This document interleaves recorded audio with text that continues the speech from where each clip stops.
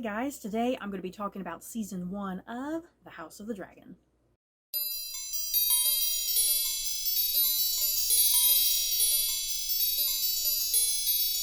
Okay, so before I head into my thoughts and feelings on this very first season of House of the Dragon, there are definitely going to be spoilers, yeah guys.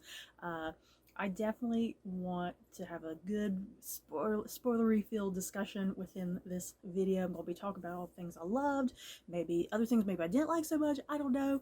But yeah, spoilers everywhere, you guys. So you have been warned. If you are not caught up with House of the Dragon, come back at a later point. So yeah, you guys, House of the Dragon. Oh my God, I love the show. Let me put it out there, if in case this is your first time watching like a video like this from me, like related to the world of Game of Thrones. A quick backstory with me for Game of Thrones. I love Game of Thrones. It is one of my all-time favorite shows, like, ever. And I am not exaggerating. I have watched a lot of television, and Game of Thrones is pretty much my top favorite show. And as far as those last couple seasons, I honestly did not really have any issues with those last couple seasons. I still highly enjoyed them. I tuned in. I love them. I was upset when people died, you know, and for the most part, I found that final episode to be a fairly satisfying ending. Now, yes, were there some issues in those last couple seasons, you know, especially kind of, I think, pacing and you know, some of the characters kind of hopping around all over the place and, you know, no time in between. I mean, yeah, there were definitely issues, you know, things to definitely kind of nitpick about, but at the end of the day, it's like I kind of didn't really care. I loved the show. I was just grateful to have it in my life. So yeah, that is kind of my history with Game of Thrones. I loved it. It was great. I miss it. And yeah, I am so happy to have House of the Dragon in my life. I am so glad to be back in the world of Westeros and being with the Targaryens, and yeah, just, you know, being within familiar places and even new places, which is great, that we might have heard about but never really gone into much depth, you know. Yeah, being with these characters, having shout outs to the Starks or the Lannisters or the Tyrells and Dorne, you know. Just so much good stuff that I really loved. Let's get going with my thoughts and feelings on this show. Be warned, I love nothing more than to talk about the world of Westeros, you guys. There's a good chance this video is going to be very, very long, so yeah. If you're doing laundry, you're doing housework, chores, whatever, you know, you might want to listen to me in the background while you're doing your chores. I don't know how you guys listen to podcasts. Or yeah, grab you a cup of tea or a frappuccino, get you some popcorn, because this video is probably going to be a long one, and yeah, if you made it through, I applaud you. So yeah, what is House of the Dragon even about, you guys? We know from the little opening title sequence or whatever, this show is set 172 years before the events of Game of Thrones, or as they put it, 172 years before Daenerys Targaryen. They gotta let us know that this relates to Daenerys Targaryen. And this entire show is essentially about like this internal war of succession that is going on within the Targaryen family, because as we know from Game of Thrones, there's like two Targaryens. We have Daenerys and her brother Viserys. That's it. Now, of course, we do have Jon Snow, you know, lurking in the background, but we don't even find out that Jon Snow is a Targaryen until like literally the last couple episodes of the damn show. So yeah, there's just a few Targaryens, and I always found that so fascinating on Game of Thrones, because we don't know anything about the Targaryens. We just know that there was Robert's rebellion, and Daenerys lost her brother, who ends up being Jon Snow's dad, and yeah, her father was the Mad King. That's why there was this whole war of trying to usurp the crown, you know. And yeah, we always kind of got the idea that the Targaryens, they used to be in power. They were a big deal. There used to be massive amounts of dragons, but just I think what we're kind of going to find out over the course of House of the Dragon is how the family starts dwindling and how the dragons start dwindling, because once again, all we have is Daenerys and her brother Viserys, and then yeah, the three random baby dragon eggs, you know, and yeah, no one has ever seen dragons until Daenerys brings in those dragons, you know. So yeah, that's essentially what this whole show, House of the Dragon, boils down to. It's the internal war of succession within the Targaryen family, and what I'm assuming how we're going to lead up to kind of possibly the point that we eventually get to with Game of Thrones. Now, yeah, this is set 172 years before Daenerys, so I'm not quite sure if this show is going to explore that entirety of the 172 years, or if we're going to mostly, if it's pretty much going to be primarily the Dance of the Dragons, because that's what this war of succession is ultimately known as. Because yeah, I think Shireen Baratheon at one point is telling it to Davos Seaworth, and we kind of get bits of snippets there about the Dance of the Dragons, you know. So I'm excited to see what this show is going to explore. If we're just going to simply get the Dance of the Dragons, or depending on how well received this show continues over the next couple years, will it keep going? I mean, it is. It's called House of the Dragon. It's not called The Dance of the Dragons, you know?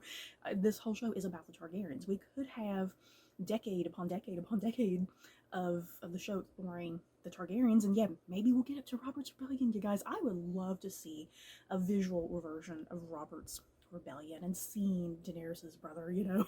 I would love to see that. Okay, guys, I got through my beginning bit of stuff with the show. Now I had to pull out my notes because I'm so terrified I'm going to forget things that I want to talk about.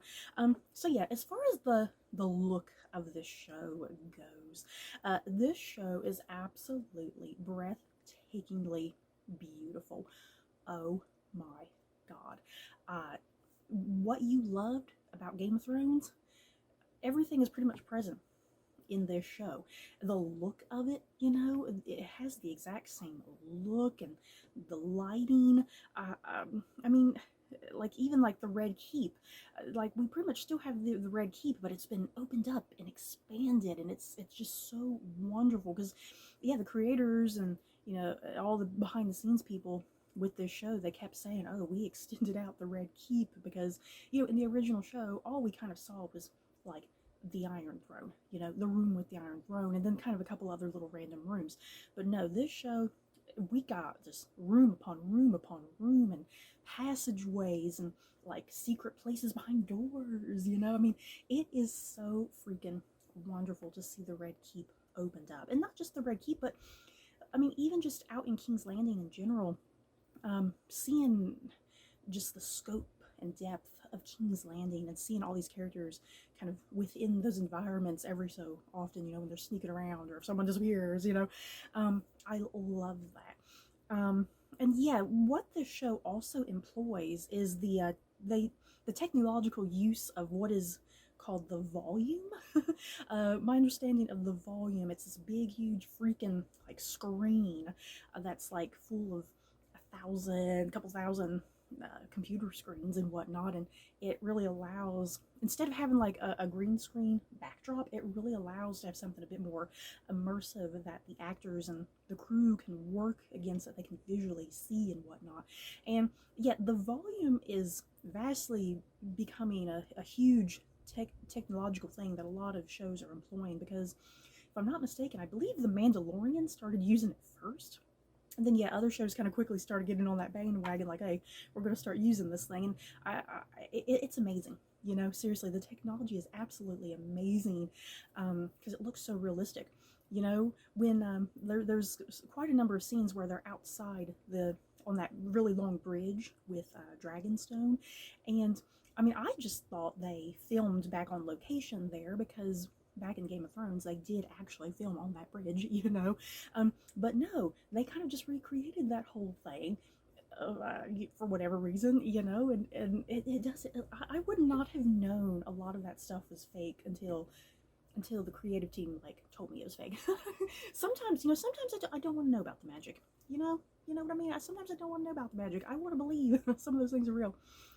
So yeah, the use of the volume, I think, worked wonderfully with this show. Yes, maybe a few little kinks in there here and there sometimes, but I mean, still, what amazing technology that I think can only go up from here, you know? Like I said, yeah, Westeros has been opened up. I love that. Like, I mean, just that last episode alone, you know, seeing Storm's End and seeing more of Dragonstone, you know, just I love that. I love that. I was disappointed though, like, because Rhaenyra was sending one of her sons out to go to Winterfell, and I wanted to see Winterfell so badly. Maybe next season we'll see some sort of version of Winterfell, early Winterfell. What the story is ultimately about, you know, other than just this internal war of succession within this family. I mean, it's about a family. You know, this show is ultimately about a very complex, dysfunctional, highly dysfunctional family full of people who are very highly ambitious. You know, you don't have no fools. You know, you do not have any fools on this show. Everybody in their own way is very independent and has their own unique set of skills and their own unique mindset, you know. But yeah, they're all part of like the Targaryen family in some way. Even the Valorians, you know, they're kind of a branch of the Targaryens in their own way. But yeah, it's like everybody is fighting against everybody. And it's like, why can't y'all just love each other? But once again, you know, because Game of Thrones had that very War of the Roses type vibe, and I think this show it has that War of the Roses essence as well, you know, and I love that. I love nothing more than the War of the Roses, you guys. So I love that that's kind of still continuing into this show. Moving on to just some random things here before I get into the characters, because I definitely want to spend a long time talking about like the characters, you know, getting into all the good juicy stuff. Talking about the opening credits really quickly. I think we were all anxious and dying to know what were the opening credits going to be like for this show. And what do? They just make it the same. They make the credits the exact same and just put different visuals there, because as we know from the Game of Thrones opening credits, it pretty much hopped around wherever we were visiting that particular episode. It went all over the map doing that. So what this show does, the opening credits still remain the same. We still have the same music, the same vibe and tone to it. What it's doing is it's pretty much all just within like King's Landing and the Red Keep and whatnot, and like this movement of blood, you know, the Targaryen blood, the ancestry of the Targaryen blood, and yeah, the blood weaving around different house sigils and how some of the Targaryens connect, or how like the Hightowers connect, you know, just all the different families. And it all boils down to the House of the Dragon, because I love how the credits end and then you see all the blood converging into that pool, and you have like the Targaryen the Targaryen sigil here, and all those different threads of blood coming together and whatnot. Visually, it's awesome. I've watched so many breakdown videos talking about the opening credits and like whose sigil is what, and what does this thread of blood mean, and what does this one, like it's just crazy that people sit and spend hours analyzing this stuff, and it's like I wouldn't know unless someone told me, so that's kind of cool. I wasn't too particularly bothered that the opening credits were the same. It's like, you know, if it's not broke, no need to fix it. You know, I mean, we all love that theme music. Don't change it, you know. Now, yeah, it would have been cool to see something different, but at the same time, it's like, yes, I feel like I'm in the franchise of Game of Thrones, you know. Just some things that remain the same here. We have like Ramin Djawadi's music. I am so glad Ramin Djawadi came over from Game of Thrones and did the music for this show. I just cannot picture anybody else handling the music of this world. His music, it's so just atmospheric, and it's Game of Thrones. You know, it's just such wonderfully complex music, and yeah, everybody has their own type of theme and whatnot. Like you hear this piece of music and you know exactly this is Rhaenyra's theme, this is Daemon's theme, you know, this is the Targaryen theme, you know. So I'm glad Ramin Djawadi remained. I mean, even the guy who did the languages on Game of Thrones, what was his name? Michael J. Peterson, I believe his name is. He did like all the various different types of languages on Game of Thrones, and like they even brought him over to continue with like the Valyrian tongue that the Targaryens speak. I'm glad they brought him over, and like the vocabulary and language of the Targaryens expanded, you know. I mean, there's chunks of dialogue sometimes, and we see like Daemon and Rhaenyra talking in their own native tongue, you know, and it's just so wild. It's like this is a legit language that has been developed for this show, you know, and I love that. Let's see, as far as the creative team, the people producing this, my understanding, it's pretty much primarily Ryan Condal and Miguel Sapochnik. Miguel Sapochnik, I know, who directed a massive amount of episodes on the original show, and I can't remember Ryan Condal. Was Ryan Condal part of the original show too? I can't quite remember. I should have maybe hit his IMDb page and looked that up. Either way, I think Ryan Condal and Miguel Sapochnik doing a remarkable job with this show, because this is a very complex show in some ways, and I think they're definitely handling it to the best of their abilities, you know, because there's a lot going on, there's a lot of moving pieces, and yeah, the source material that they're working off of, my knowledge of the source material, that George R. R. Martin, he wrote a book, I think it's called Fire and Blood, if I'm not mistaken, and it's essentially a Targaryen history textbook, if you will. And what I know about this book, because I have not read it yet, and after watching the show, I'm a lot more interested to pick up the book now, but what I know about the textbook, if you will, it's supposed to be written by like various different people who witnessed certain things. So you have a lot of unreliable narrators, which is very interesting. You might have a maester here or a maester there, or the court jester or the court bard, or just some random noble person. You know, like a lot of the tale is told through unreliable narrators who have their own unique look at something or their own bias towards something. So that poses a very interesting dilemma with this show, that within that book, apparently there's so many different points of view for certain things, but which one is the correct one? So the interesting challenge of this show is the writers and the directors and whoever, you know, kind of come into a decision like, okay, we have to pick one option. We can't have multiple different options. We have to pick an option that we think works within our show, within the context of what's going on in our show and the context of what's going on with the characters.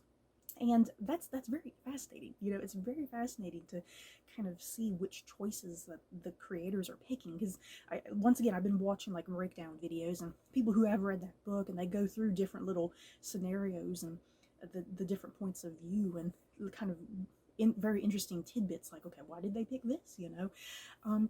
So yeah, it's very fascinating, and that does really interesting things within just the show in general, because sometimes there's a lot of ambiguity, you know, which can be hit or miss with viewers, because sometimes I think the ambiguity of this show kind of drove some people to frustration. But I loved the ambiguity, because sometimes there's so much ambiguity, and it's like, well, what is the exact truth, you know? I mean, for crying out loud, I mean, I think a really great early example of this is when, you know, Viserys's newborn son has just died, and then Otto gets that information about Daemon up in the brothels or wherever he's at, and Daemon saying, you know, he was only prince for a day, you know. And yeah, then yeah, when Daemon does speak to Viserys, and Viserys is like, is it true? Did you sit and say he was prince for a day? But Daemon doesn't say anything, you know. Is his silence telling it all right there that he did say it, or is he just trying to put on a persona for whatever reason, you know? It's things like that. Sometimes things go just so unspoken and so ambiguous, and it's really fascinating to watch, you know. It adds a lot of dimension and complexity to some of the characters and some of the plot and whatnot. I freaking loved it.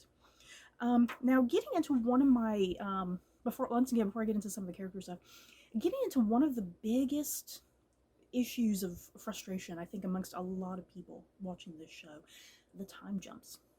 You guys, let's talk about the time jumps. The time jumps were very hit or miss with people, understandably so. For me, though there were very frustrating moments with these time jumps, they didn't bother me too terribly badly. I was fine with them. Once again, I think the creative team was doing the best that they could, because there's a lot that has to be covered. And what's just so wild about this first season of the show, we're covering, what, like 3 decades? Or is it not that much? Maybe it's not that much. I can swear when I was listening to some interviews with the creative team, they had said something like the first season is covering like 28 years.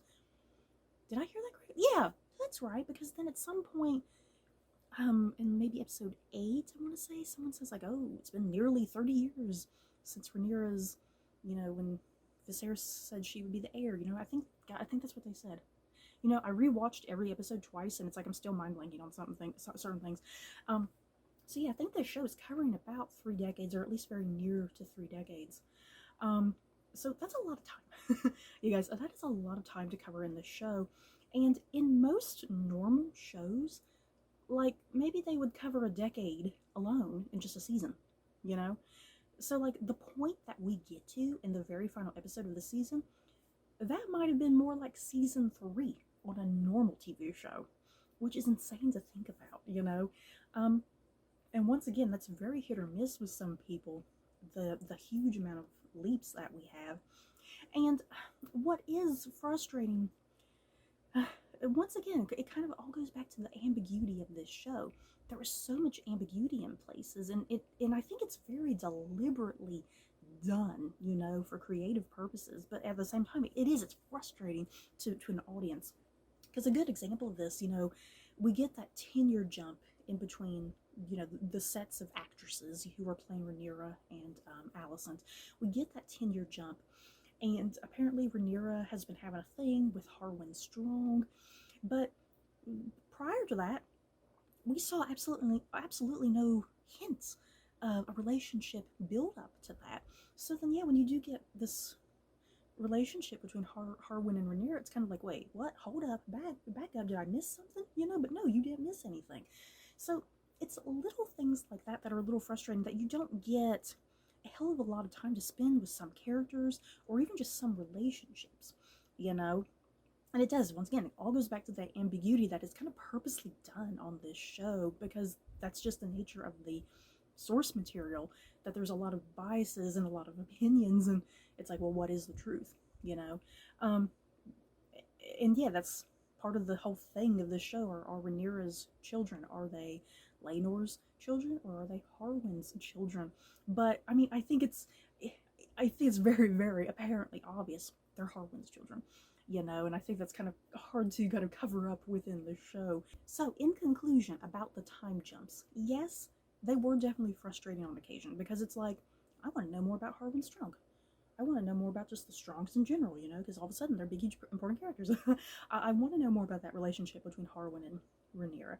Um, yeah, I mean, it is. It's a lot of stuff like that it's like I was craving and wanting more, but at the same time, it's like I understand why they were doing the huge jumps, you know, because they're trying to kind of get to a certain point. Like I said, the point that we reach in that final episode, that would take probably 3 seasons to even get to. And it's like, I think the creative team, it's like a no-win situation, because had they taken their time and built up a lot of this stuff for like 3 freaking seasons, in the meantime, a lot of people would probably be sitting and griping and complaining it's too slow, you know? And I think you cannot say that about this show. I don't think this show is ever slow or dull or boring. I think there's constantly always something moving and going on. And yes, it can be a little frustrating with how quickly it is moving, but at least there are things always constantly going on. And I mean, I just love how sometimes the show will just linger, you know, a whole episode will just deal with one situation, you know, like we had the whole episode that dealt with that hunt in the King's Woods or whatever. You know, that whole episode was just in the woods with this hunt.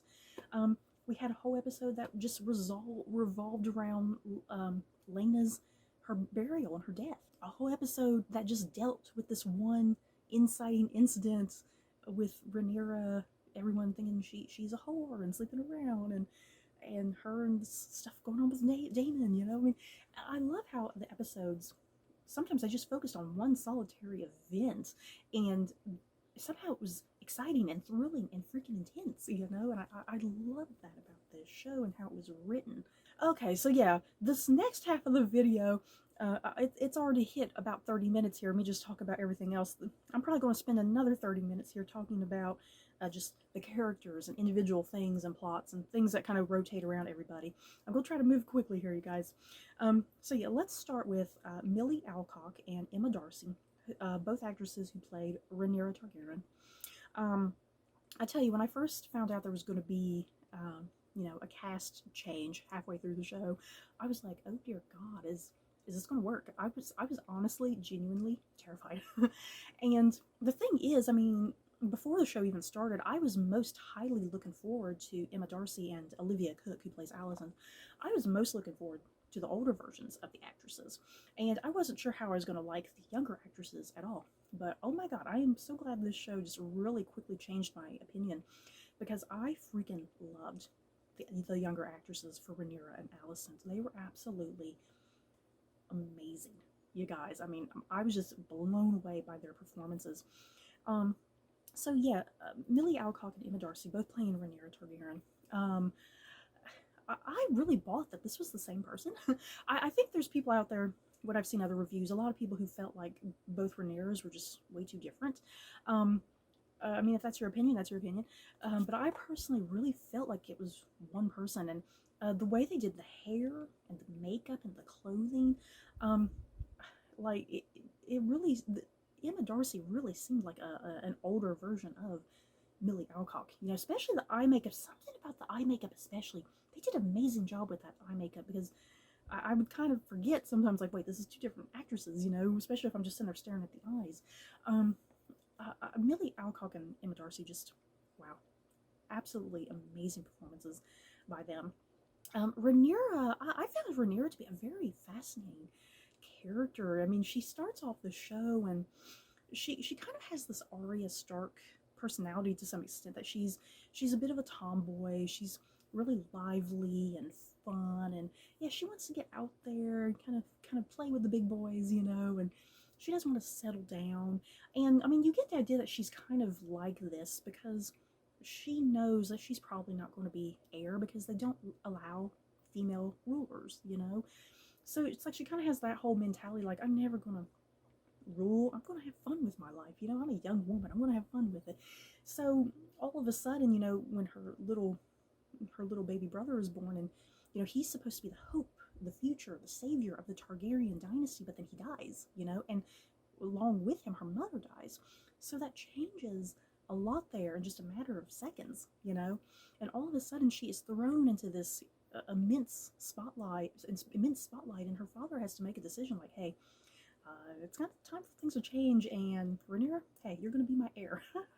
So she has this weight and responsibility that's just all of a sudden thrown on her that she wasn't expecting, and she has to shift and grow, you know, and she has to do it rapidly.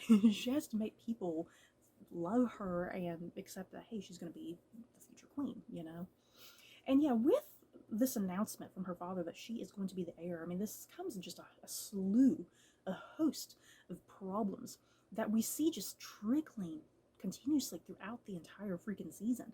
Just it causes a massive amount of problems, and it does. It starts very early. You know, it just everything builds and builds to this incredible momentum with her character by the time we get to that season finale and whatnot. And the biggest thing that we get here with Rhaenyra, she gets clued in on this whole idea of the Song of Ice and Fire. You guys, I was not expecting anything like that to come from the original show. And the thing is, we, the audience, we've seen Game of Thrones. We know that the Song of Ice and Fire, that's not going to happen anytime soon on this show. It's never going to happen. These characters don't know that, though, you know, which I think makes it interesting because we, the audience, know way more than they do. So we know that there's a lot of tragedy coming. You know, there's a lot of tragedy that's being set up here. The fact that Rhaenyra and Viserys really believe in this prophecy of the Song of Ice and Fire, and they think this is going to be something that happens in their lifetime. The whole thing with the Song of Ice and Fire and whatnot, the prophecy, it's like this thing that's been handed down through the generations within the Targaryen family, and now Rhaenyra has that knowledge that she has to carry with her. But yeah, as we find out in the season finale, Daemon certainly doesn't know about it, which kind of poses some really strong issues there in the finale between those two. I adored Rhaenyra. Once again, I've seen a lot of stuff that a lot of people felt Rhaenyra was just boring and flat and uninteresting and unlikable. I just highly beg to differ. I freaking loved Rhaenyra. I found her very complex. She has, I think what's great about every single damn character on this show, and Rhaenyra is definitely one of those type of characters. Rhaenyra, she has her moments that you really highly love her and support her and root for her, but then there's other moments where you're like, girl, damn, why'd you do that? do say that, and you do get really frustrated and irritated with her on occasion. And I like that, you know? It makes her for just a much more interesting heroine, you know, rather than like a Mary Sue type of character, you know. It makes her just so highly enjoyable and likable to watch, because you do have those moments where you love her and then you hate her, and you don't understand why she's doing the things that she's doing or why she's doing the things that she's saying, you know. And yeah, I mean, from my point of view, I mean, I wanted her to be queen by the end, you know. When we do get to the death of Viserys and whatnot, I wanted her to be queen. It's like, why is Aegon on the throne? Aegon is a complete fucking idiot. um, he has no business being on the throne. If anybody needs to be on the throne, Aemond probably needs to be on the throne before Aegon does. But yeah, I mean, I was definitely rooting for Rhaenyra, like, she's the rightful queen, you know? That's who Viserys wanted on that throne. So yeah, I love Rhaenyra. Moving on to Alicent Hightower, you guys, played by Emily Carey and Olivia Cooke. If I had to pick a favorite character, you guys, I kept contemplating this over and over the course of the show, because I wanted to pick a character, my favorite character, because like from Game of Thrones, my favorite character kept shifting over and over, but once it reached about season 4, Sansa Stark became my favorite character, and then pretty much followed by a very close second with Peter Baelish and whatnot. So Sansa remained my favorite character from season 4 to the very end. So I was determined to watch this show and be like, I need a favorite character. Who's it going to be? I went into it expecting, oh, Daemon Targaryen, just because he's played by Matt Smith, and I love Matt Smith. But I think by the time I ended the show, I think I was like, you know what? I think Alicent Hightower is my favorite character. I don't know if that's a popular opinion, an unpopular opinion. I really don't know. There's a lot about Alicent within her character that really strongly reminded me of Sansa Stark, weirdly enough. Because you know, Sansa Stark at the start of Game of Thrones, she was just so full of fantasies and fairy tales, and she wanted to be a great lady in the court, and she wanted to marry well, and she wanted to have children. You know, that's what makes her just such a great opposite to Arya. Arya doesn't want to be a great lady, and she doesn't want to have children, and she doesn't want to get married. She wants to go out and have fun and adventures, you know? So Sansa, she has these daydreams and fantasies about the future of her life, and that all of that gets brutally crushed, you know? And I think what appealed to me so much about Alicent and why I loved her is because I felt like she was the equivalent of someone like Sansa, you know, especially those first couple seasons of Sansa. Alicent very much kind of, I think she pretty much, she knows the role that she is meant to play. She knows that she is a woman in this world. And she has to kind of play the Game of Thrones in her own way as a woman. And I think there is that side of her, it's like she almost kind of has this fairy tale image of things too, in a sense, you know, like she knows that she needs to marry well. She knows that she has to pop out a bunch of children, you know, and she has to be satisfied with that. But it takes until, you know, when we see, as the years start trickling through, we start seeing that she is definitely not very happy with that. She was, I think we can kind of say she was very disillusioned early on, you know, and she just really reminds me so heavily of Sansa, and like, if Sansa's life hadn't taken the direction that it took, like, her life would have ended up very much like Alicent's, you know, especially like if Joffrey hadn't died and she was married to Joffrey, you know, Joffrey being such a cruel, terrible guy, he would have been a terrible leader, and she would have been just popping out children left and right from Joffrey, you know. So I think that's why I loved Alicent so much, because of just those really interesting parallels to Sansa when you start digging deeply into it, you know.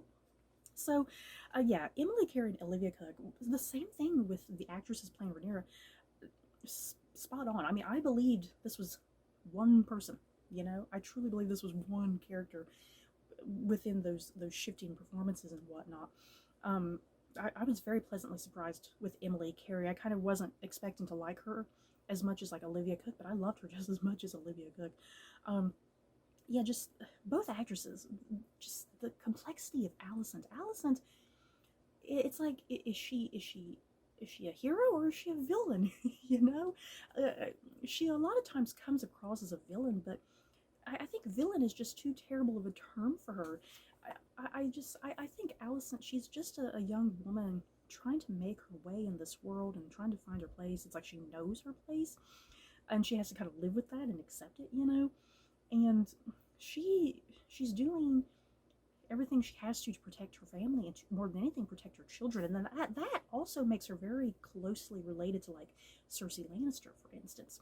Cersei did everything for her children. She hardly ever actually did anything for herself, you know? And it's the same with Alicent. Alicent is not getting to do anything for herself. It's all about what she has to do for her children to make their lives good and comfortable, you know? But you get those little inklings there, especially when she's talking to Rhaenys later, and Rhaenys is like kind of seeing through the mask that Alicent has there, and Rhaenys is like, "Oh, come on, stop bullshitting me. I mean, haven't you ever seen yourself sitting on the Iron Throne? Haven't you ever had a moment that you wanted to sit on the Iron Throne?" And it's like, I think in that moment that it's like Alicent's kind of like, you know what? I kind of have. But it's like she knows better, you know? She's like, I have to put my son on there. I'm not putting myself on there. I'm putting my son on there, you know? I immensely loved Alicent, which is so incredibly complex and flawed and imperfect, you know, because she has a lot of moments where you don't sympathize with her, but then other moments that you do, you know, and it's like, even though I'm rooting for Rhaenyra, and even though I know Rhaenyra's children are all bastards, it's like, I can understand that point of view from Alicent, you know, Alicent, who did everything that a good girl like her is supposed to do, that she married well, she popped out children, she didn't have any flings off on the side, you know, she didn't have any affairs, you know. I think that's what's so frustrating for Alicent, is that she did all of the right good things that a girl like her is supposed to do, and she's so frustrated and pissed off that Rhaenyra just kind of flamboyantly goes out there and does whatever the hell she wants, and there's like no repercussions, you know. So it's like, I definitely can feel that within Alicent, and I can sympathize with that, where she's coming from.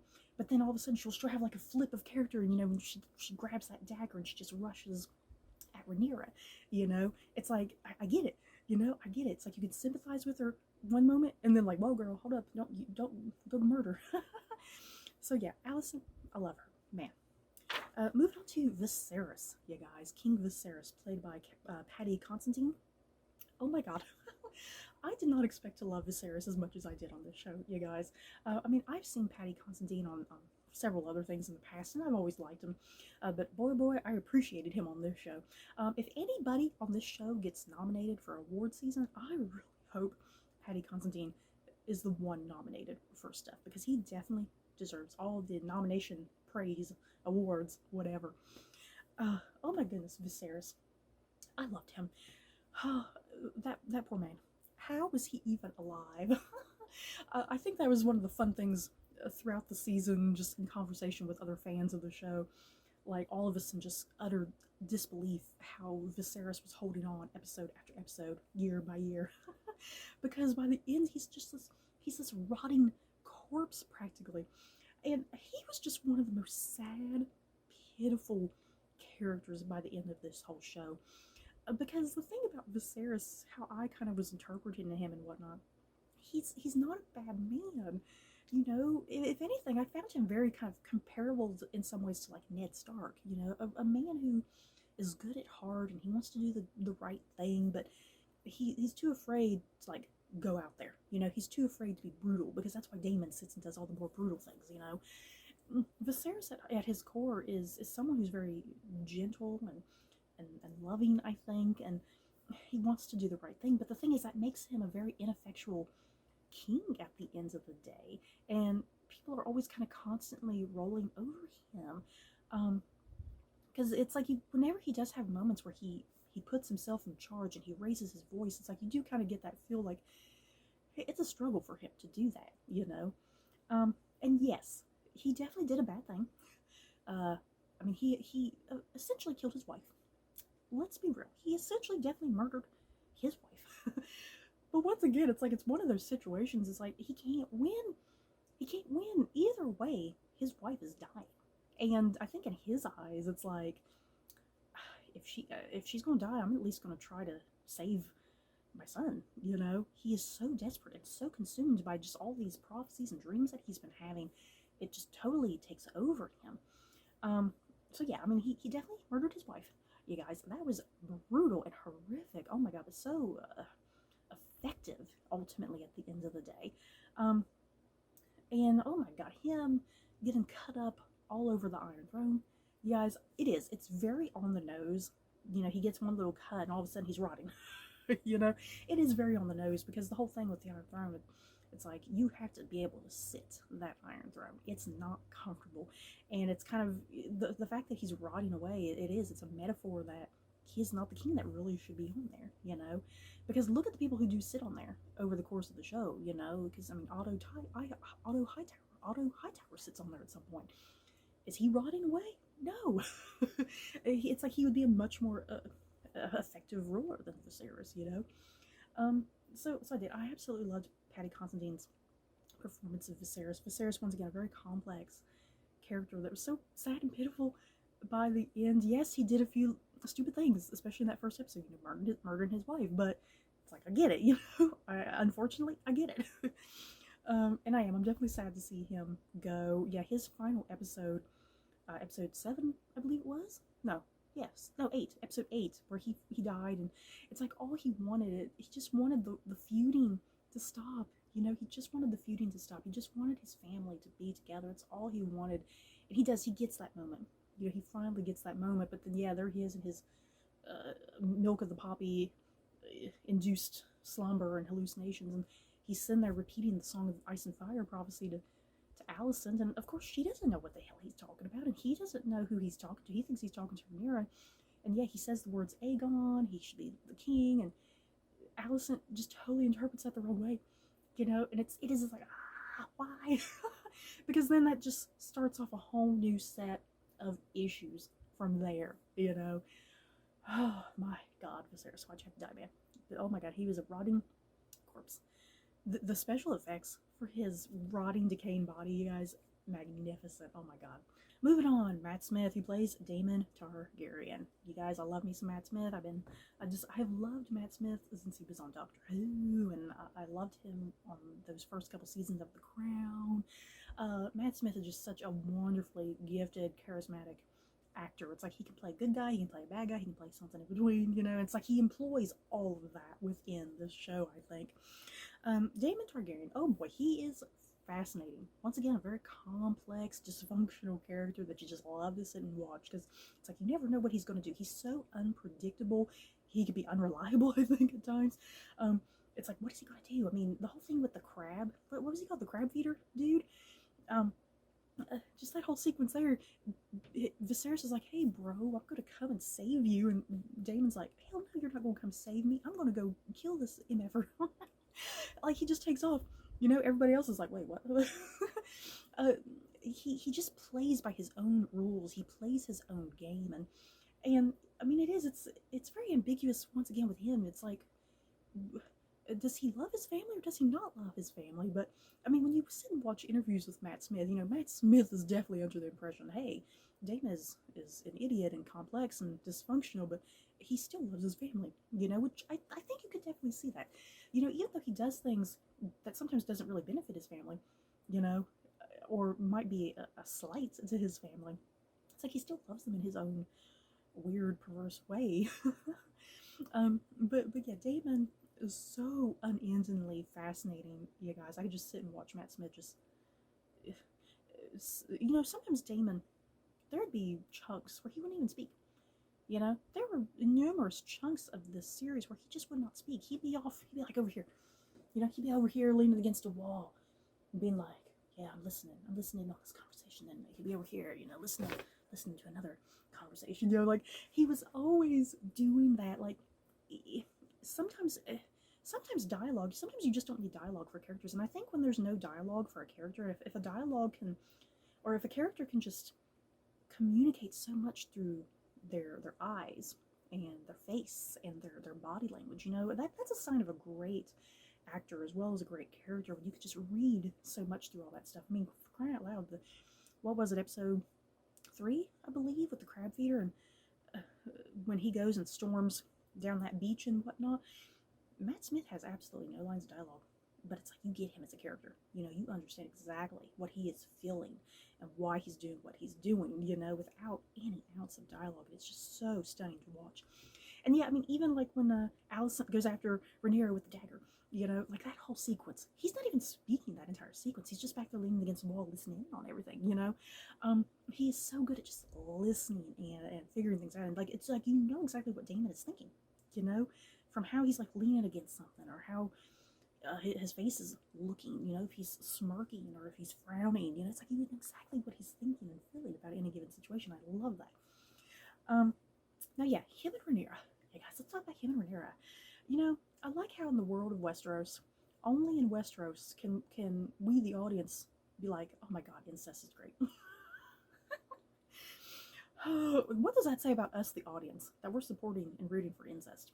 Oh my god, we are disturbed people. Because I tell you what, the whole time I was like, man, I want Daemon and Rhaenyra to get together. I don't care if they're niece and uncle. I'm here for it.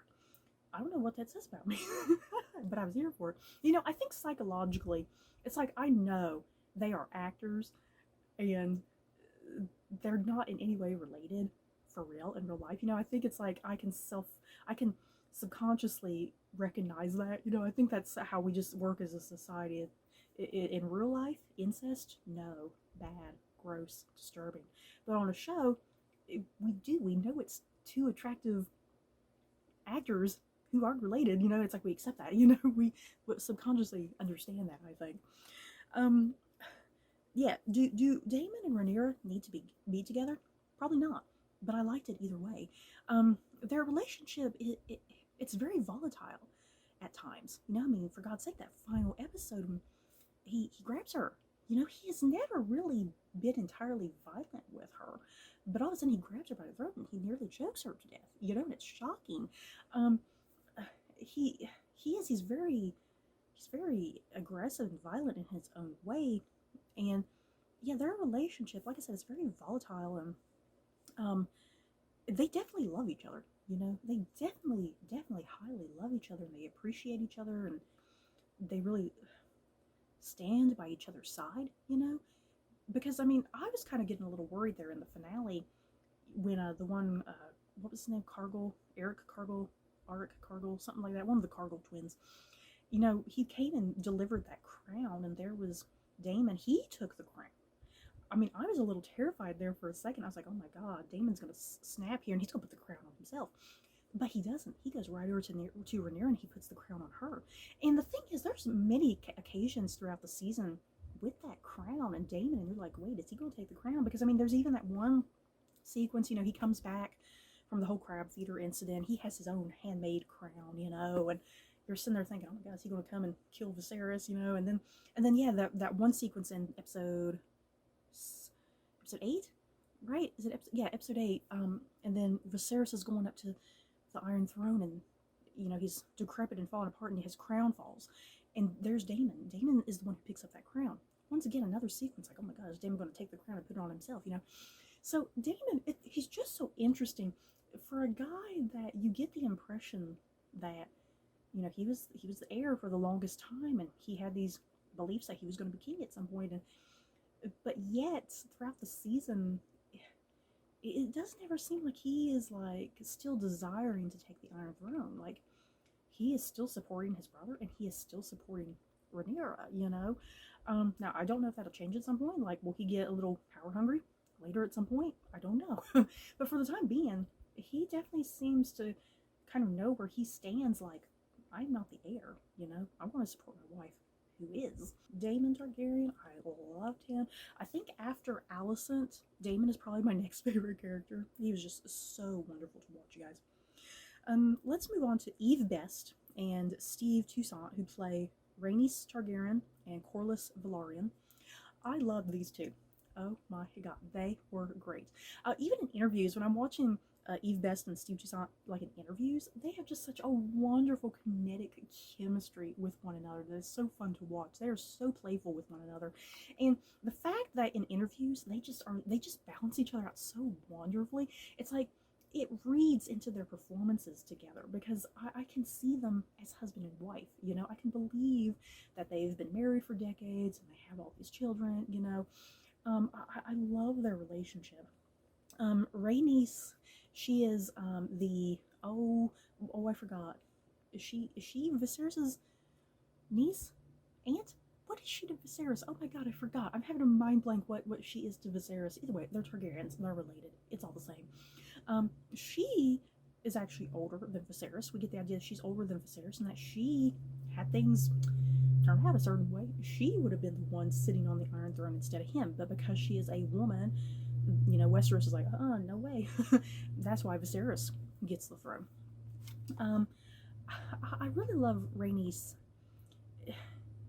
because I think there was a point in her life that she wanted the Iron Throne and she craved it, but like as the years went by, I think it kind of reached a point like I'm just kind of satisfied where I'm at. I understand my lot in life, and why linger on it anymore? Why spend my life being consumed and bitter about it? But in the meantime, her husband Corlys, because he is a Valerian or a Valarian, he is part of that branch of the Targaryens in his own way. He is very power hungry in his own way, and he feels like his wife was cheated out of what was rightfully hers, and he does everything in his power to make sure his family has some sort of place in the court, and if he can get one of his children up there next to the Iron Throne, he's going to do that. Um, and I think for Rhaenys, it becomes tiresome, because I think after a while, it's kind of like, to her husband, she's like, do you want this for our family, or do you want it for yourself? You keep saying you want to do this for our family and for me, but I think you secretly kind of just really want it for your own ego, and the continuation of our family and everything. So I really loved Corlys and Rhaenys, their relationship and their back and forth, and once again, the two of them in interviews are just so hilarious and so fun. I love them, and I am so glad, you guys. I am so glad they are both Team Rhaenyra. I love that they're on Team Rhaenyra, and I'm also so glad that Corlys made it out alive, because we were a little unsure there if Corlys was alive or dead. You guys, I was like, oh hell no, do not kill him. And his sigil, his house sigil with like the cool looking badass, I guess it's like a seahorse or something. Yes, I love that. I need a t-shirt of that. I'm waiting for all of the House of the Dragon t-shirts to come out, because I'm definitely going to get me like a House of Velaryon t-shirt with the badass seahorse. I want it. Moving on, Rhys Ifans, Otto Hightower. Oh boy, I love him. He's so great. Am I the only one? I feel like I'm the only one who loves Otto Hightower. He was just so great. He definitely was giving me like Peter Baelish vibes. I freaking loved him.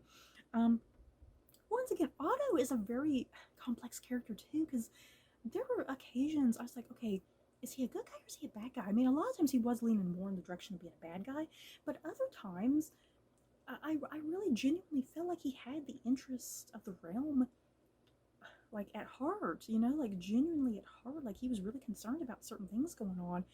Now, yes, at the end of the day, some of those things that he was kind of genuinely concerned about, at the end of the day, it also kind of benefited him if some things were going down, if it pushed the Hightowers forward, Um, I really like the relationship with Otto and Alicent. It's just so, I don't know, there's something almost perverse about it.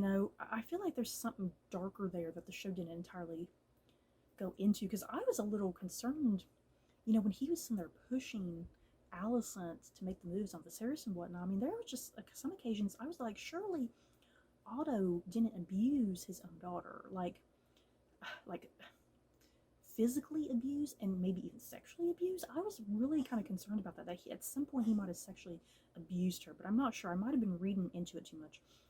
And maybe he never actually physically abused her either. I feel like there's a lot of mental abuse. I think there's definitely a lot of mental abuse there going on between the two of them. But I really found that relationship between Otto and Alicent very fascinating. It's like it's the anti-Ned and Arya relationship, And I was devastated when he was stripped of being Hand of the King, but then when he came back being Hand of the King, I was like, oh goody, yay. I like that he came back, because I was so sad when he left, because I was like, is he permanently gone, you guys? And he knows how to keep a cool head, I think. I mean, he does have moments where he loses his temper, especially in those early episodes, especially with Daemon. Anytime Daemon's in a room, he easily loses his temper around Daemon. But in other situations, I mean, he really knows how to keep his cool and his calm. And yeah, once again, when Alicent takes that dagger and goes after Rhaenyra, he knows, he's like, girl, that was stupid, that was foolish. But at the same time, hey, I didn't know you had it in you. Way to go. I love that with him. So yeah, I definitely can't wait to see more of Otto Hightower. He was fabulous. Let's see, Fabian Frankel, who plays Sir Criston Cole. You guys, the biggest disappointment for me was Sir Criston Cole. Oh my god, I was ready to ship him and Rhaenyra, and then there he goes, and he totally just does a complete flip. And I was like, oh hell no, Criston Cole, what have you done? You know, even though I got very angry and frustrated with Sir Criston Cole, it's like, once again, with every character, I still found him a fantastic character, because then it kind of switched into a thing of, oh, I love to hate him. I am loving to hate this guy. Um, I like how the first half he is a completely different guy, and the second half he's a completely different guy. The first half, he's young and brash and definitely honor bound. I think he definitely, you get a good idea early on. He definitely has a bit of a crush on Rhaenyra, but then finally they do finally consummate that relationship, and it's a complex consummation because neither of them should be doing this. You know, neither of them should be consummating this, and you know, I felt so bad for him in that first half, because it's like I understood where he was coming from, because he got foolish and naive and ignorant about everything, because I think he had in his head, hey, Rhaenyra, you know, let's run away, let's go across the sea and live a life elsewhere, you know, have children and a family, you know. He was living a fantasy, and then yeah, to get his heart just crushed and broken when Rhaenyra's like, no, my place is here, I am the heir, and I have fully accepted that, you know. And yes, Criston Cole, he can't take that. And then all of a sudden, we get this flip, and all of a sudden he is hateful and bitter and aggressive towards her, and even calling her foul, dirty names, you know, all because she broke his heart. And, you know, I really liked this in some ways. I know a lot of people had issues with it, but I mean, I kind of like this because there's kind of this gender reversal. Because in some ways, Criston Cole, he's almost playing the role of a woman in a situation like this, you know? Because in a lot of other media, it'd be the man who is breaking the woman's heart. But this time, it's the woman who is breaking the man's heart, and he just completely snaps. You know, I really kind of like that gender reversal there. And yeah, oh my god. And then Criston Cole just up and starts murdering people left and right, you guys. Yeah, he kills Joffrey, what is he, the Knight of Kisses? he kills that one guy, Joffrey, which I kind of didn't blame him. Someone needed to kill that guy before we jumped into a time jump, good lord. And then poor Lord Beesbury. Oh my god, that was absolutely uncalled for. Oh my god, I can't believe he killed Lord Beesbury. I was like, what? It's so brutal, and no one even like blinks an eye. Everyone's like, okay, that's normal. Don't fuck with Sir Criston Cole, or else it's gonna be you. Oh my god. I'm very curious to see where Criston Cole goes from here. I mean, is his aggressiveness and hatred and bitterness and kind of villainy, you know, is it going to just keep going and going and going? Like, is he going to reach the point of no return? Because it's like you have those moments with him that there's a heart in there somewhere, you know. I mean, Alicent is demanding him, hey, take out one of Rhaenyra's son's eyes, you know, and he's like, no. Now, I'm not sure what to make of that, because to me, I was interpreting it that he was like, okay, I don't like Rhaenyra, and I don't particularly like her children, but I'm not going to go sit and harm a child for you, you know. That's kind of how I was interpreting it, but then I kind of, in hindsight, it's almost like, well, because Harold Westerling was there too, like, well, my Lord Commander's over here, I'm definitely not going to go take out a child's eye for you, you know? So I don't know what to make of that. Once again, a lot of ambiguity on this show. Like, where was Criston Cole there? Was he refraining on purpose, you know, because of Harold Westerling being in the room? Or did he genuinely, like, I'm not taking out an eye of a child. That's just really aggressively, unnecessarily cruel, you know? So I don't know. But yeah, I'm definitely curious to see where Criston Cole goes from here. You know, I would really love to see him and Alicent get together. Oh my god, that would be great. I need him to get with her rather than her getting with Larys. I'm just so disturbed with her and Larys. Oh my god, you guys, I have no words. But yeah, Criston Cole. a gorgeous looking man. Seriously, Fabian Frankel, I, he's been getting so much hate, but his performance has been so wonderful. It's a shame that he's getting so much hate, but I think he did a remarkable job, because yeah, we all, I think we all kind of love to hate him at this point. And speaking of Harold Westerling, the Lord Commander, played by Graham McTavish, I was so excited that Graham McTavish was going to be on this show, you guys. Graham McTavish, I think over the past decade or so, his career has just skyrocketed. He's just been on all sorts of things. Because yeah, I think because he kind of initially, what I first started noticing him on, he was in those, the Hobbit trilogy, and then he moved into the Outlander series, and then he was on Preacher, and he's recently been on The Witcher, which I think he's going to be continuing on that. And yeah, here he is on House of the Dragon. I am just so glad and excited for Graham McTavish's career. It's like he's getting this boost in his career, here, because I think he's like 60. Isn't he 60? I think he just turned 60, you guys. And that's great for him. I love it. But yeah, Sir Harold Westerling, I love him as the Lord Commander. He is just so great. I love him. Yeah, very duty bound, honor bound. He is doing everything for the Targaryens. He is definitely Team Rhaenyra. That moment in episode 9, he takes off his cloak and he's like, "Hey, until there's a king, I'm only reporting to the king. Y'all are a bunch of idiots." And he takes off. I wish he would have popped up in the finale, because I was fully expecting Harold Westerling to pop up in the finale and pledge his loyalty and allegiance to Rhaenyra, but it seems like that's not even going to happen until probably the next season. Yeah, I loved Harold Westerling. Let's move on to Jefferson Hall. He played the Lannister twins. I can't even remember the Lannister twins' names, but Jefferson Hall played both Lannisters. I loved his performance as the Lannister twins. So brilliant, so great. It's like he was channeling his inner Peter Dinklage, and I loved it.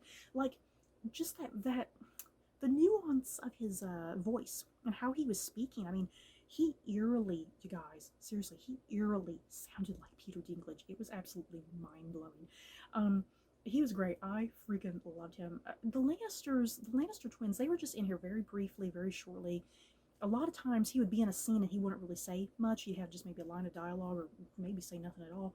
I'm really hoping we get more of the Lannister twins in the upcoming seasons. That should be fun. Moving on to the Strongs, we have Gavin Spokes, Ryan Core, and Matthew Needham playing Lionel, Harwin, and Larys Strong. Lionel Strong, I really liked him when he temporarily had the Hand of the King. It's like, this is the guy that should have had the Hands of the King all along. And as much as I love Otto Hightower, you guys, it's like, this is the guy that should have had the Hands of the King the entire time. He has really no ambitions. I mean, there's definitely ambition there, but he doesn't make it plain. He doesn't make it known. He's kind of just an honest-to-God, genuine dude, which, once again, that's kind of his tragic downfall. Anytime you are a good person on this show, or just the Westeros universe in general, anytime you're a good person, it's off with your head. So I was devastated when Lionel died, because I really liked him. And then Harwin Strong, oh my god. Once again, when I was talking about my frustrations with some of the time jumps, I think Harwin Strong was the biggest frustration for me, because here's a guy, he's called Breakbones, and he's supposed to be like the world's strongest man, and he just seems so fascinating and interesting, and the show kind of doesn't really do too much with him, unfortunately. And I would have loved to have seen a lot more with him in the episodes leading up to his death, and I would have loved to have seen a little bit more there with him and Rhaenyra. What kind of drove them together, because did they love each other? That's kind of a big question I had. Did Rhaenyra and Harwin love each other, or was it just a sexual sort of thing, because she needed children, and she needed to get her frustrations out with somebody, so yeah, I was devastated with Harwin dying. Larys, oh my god, this guy is trying to be the next Littlefinger. I don't know how I feel about it. Larys, oh boy, he's fascinating. He's such a great, complex villain, though. They call him the Clubfoot because he has a deformed foot and whatnot. So it's like, you definitely sympathize with him there, that he has a deformity. He's always kind of been lingering in the background. It seems like people think of him as unassuming and uninteresting, but like, he has a dark mind brewing. He's very clever and very intelligent, and he knows how to use how he looks, how he comes across to people. He brilliantly knows how to capitalize on that and use it. I mean, that one sequence with the hunt and whatnot, the king's hunt in the woods, Like that one scene, he's like, "Ladies, oh, I'm not much of a hunter, but can I come chill with you ladies and talk?" I mean, that's how he gets his information, through gossip, you know. He is just so wonderfully brilliant, you know. Very clever and intelligent, strategic, and I can't wait to see more of that play out with Laris. And I am just so shocked that he killed his father and brother. I don't even know what to think about that. I mean, he apparently had some inner ambition there, you know. Um, and the thing is, it's like, I wish, once again, I wish the show had maybe played that with that a little bit more. Why would he have killed his father and brother like that? Because I never got the sense that his father and brother were cruel and hurtful to him. I mean, it seemed like they loved him, you know. I mean, I never saw otherwise that they disliked him or were cruel or hurtful to him. If anything, whenever he had the few scenes with Harwin, you know, Harwin seemed to get along very well with him. So I wish there was more there to explain why Laris just kind of just snapped and was like, "Hey, I'm going to get rid of them and have everything to myself," you know, because all of a sudden he's just a villain. But yeah, I can't wait to see what Laris gets up to. And oh my god, the foot fetish scene. Oh, oh my god. Whew. Oh my god, poor Alicent. It seems like this has been a ritual between them. Whenever Alicent needs to know things and she knows Laris has that information, it seems like this is a ritual between them.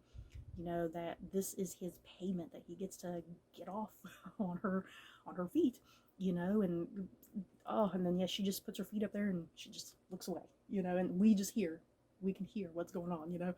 Oh my god. Oh, so gross and disturbing, but it's like, it's so effective, you know. It's so effective because just that simple act that's going on right there, it's like it opens up this whole thing. It's like an understanding what's going on between Laris and Alicent, you know. It's like you know exactly what's going on there.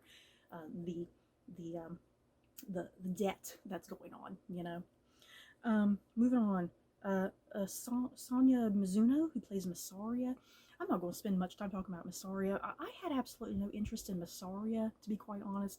I have no idea why she was really even on this show. I mean, yeah, we get that thing that she's supposed to be like the White Worm, and she's been talking to Otto, and that's how Otto gets a lot of his information, but I don't think we necessarily even needed this character to kind of get that across, because I mean, it's like Varys on Game of Thrones, you know. We always got the idea that Varys had a whole network of people, and children especially.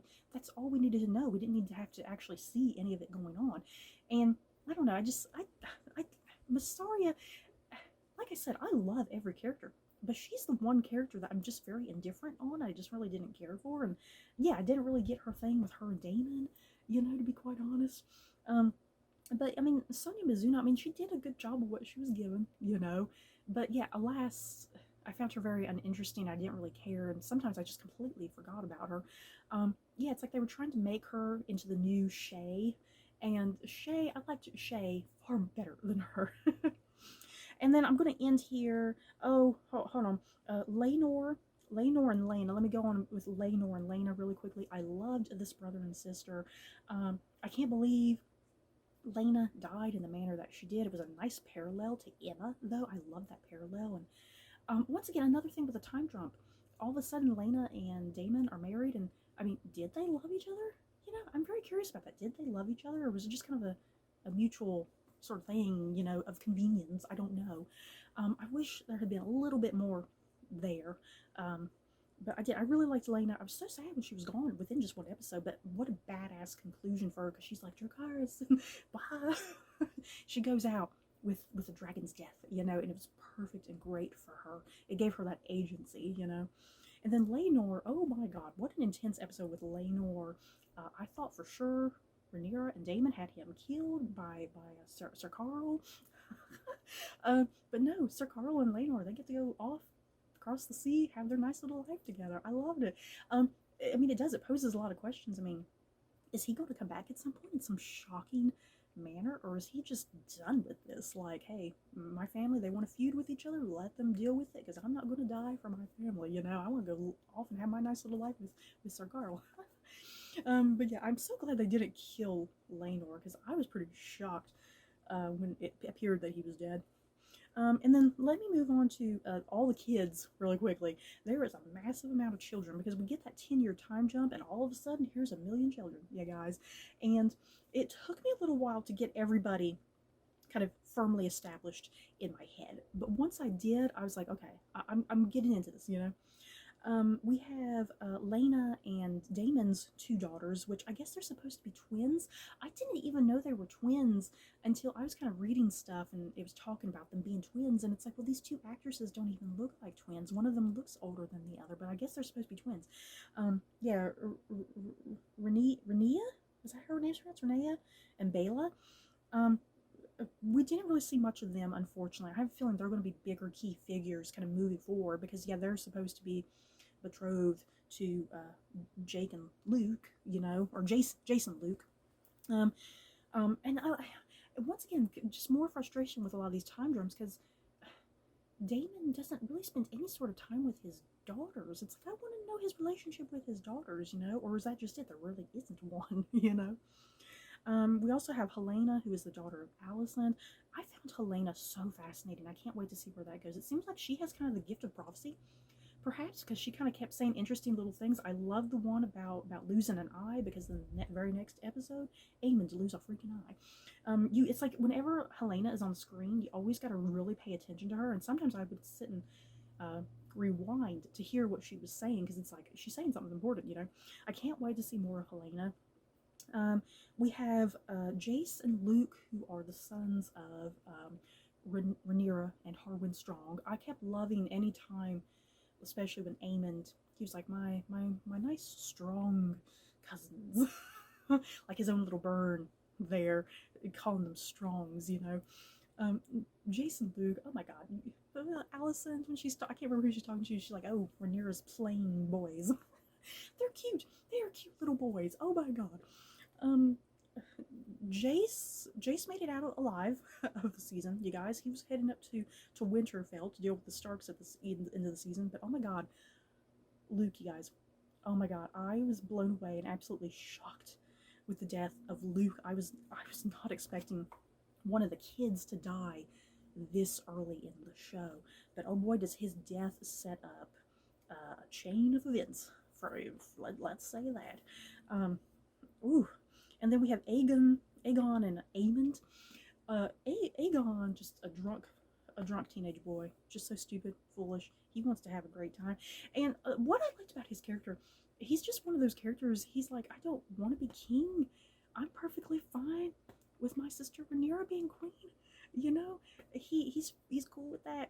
But I think there at the end, once he finally gets the sword of the Conqueror, the crown of the Conqueror, he's there. People are out there cheering for him. It's like, I think that's when it finally hits him, like, okay, maybe I can do this. I'm cool with this. I'm down with this, you know? So I'm kind of curious where Aegon is going to go. Because right now, I mean, he doesn't seem like a really overly aggressive sort of character. He just seems like a drunk more than anything. So I'm very curious where his character is going to go and what role he's going to continue to play. Now, Aemond, you guys, oh my fucking god, Aemond Targaryen, played by Ewan Mitchell. You know, I've seen Ewan Mitchell in a few other things in the past, because I really liked him on The Last Kingdom, and he was in that first season of World on Fire. I've never really thought much of him as an actor. I've always really liked him, but oh my god, Aemond Targaryen, he's fucking attractive, you guys. Oh my god, maybe it's that eye patch. Maybe it's that eye patch doing things to me as a woman. I don't know. It's hot.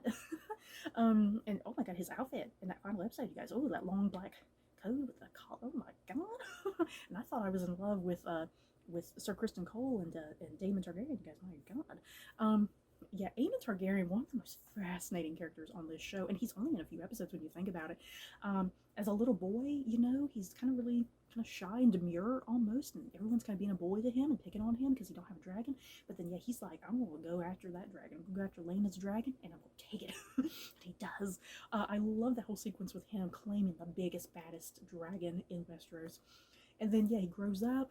Yeah, he's lost his eye because Jace cut it out, you know. And he's so quiet. He is very much like Daemon, you know. He's like the much more darker, sinister version of Daemon, I feel like. But their character traits are very alike in some ways. Because he's like Daemon, that he'll just sit off in the corner somewhere and just listen and watch. You know, he doesn't say very much sometimes, but you can read a lot with how he's smirking. And even though he just has one eye, with one eye he can emote so much, you guys. I freaking loved Aemon Targaryen. I am super excited to see where he is going. And that whole ending, you know, he definitely started the fight with Jace. You know, he definitely started that. But I don't think he had any intention of killing him. Um, because I think he just wanted to pick a fight. He wanted to bully and frighten Jace, you know? I think he just wanted to scare the living shit out of him. But yeah, I think what happens, my understanding of what happens there, because there's a storm going on, there's thunder and lightning, and I think the dragons, the dragons, I don't think they don't like that. You know, I think it's too much sensory overload for the dragons, is kind of how I was thinking about it. And plus, I mean, you have two young boys, I'll call them boys, um, two young guys who they're still new to dragon riding in some ways. These are still huge, monstrous beasts that have a mind of their own.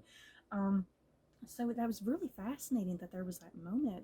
They were both losing control of their dragons, and then Aemond especially loses control of his dragon at a critical moment.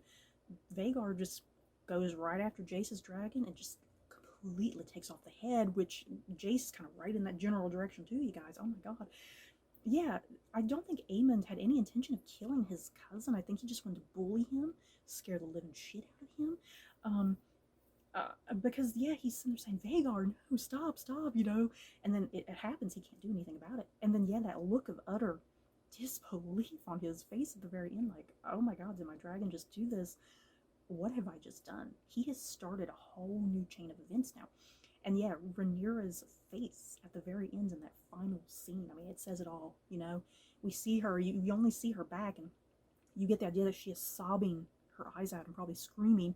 And then yeah, she turns around, she has this resolve on her face, like, the Greens have fucked things up. I am going after them. They killed my son. I'm going after her sons, Alicent's sons. Whew, you guys. Is that it? Okay, I think I covered everything. Oh my god, this video is over an hour. You guys, I told you I love nothing more than to sit and talk about the world of Westeros. I can go on and on for hours. Yeah, you guys, I'm definitely curious your thoughts and opinions on this very first season of House of the Dragon. What were the things that worked for you? What were the things that didn't work for you? In general, I freaking loved this first season. Yes, some frustrations in there with the time jumps, because I think we did definitely need some better established relationships, you know, because I had questions, you know. But still, I love this freaking season. I am so excited to be back in the world of Westeros and being with the Targaryen family. People that we've kind of heard like their names, you know, especially like in the books or within the show, you know, we've heard some of these names before, but now it's like they're flesh and blood people, and I love that. And yeah, seeing all the dragons, you guys, I can't wait for the dance of the dragons and seeing all of the dragons like together on one like shot. That should be epic. So yeah, guys, just let me know your thoughts on this show, and I would definitely love to have a conversation with you about it. So you guys, that is it for my thoughts and feelings on House of the Dragon. In the comments below, just share with me how you felt. Don't forget to like, comment, and subscribe. And if you like this video, you may like these other videos. Bye, guys.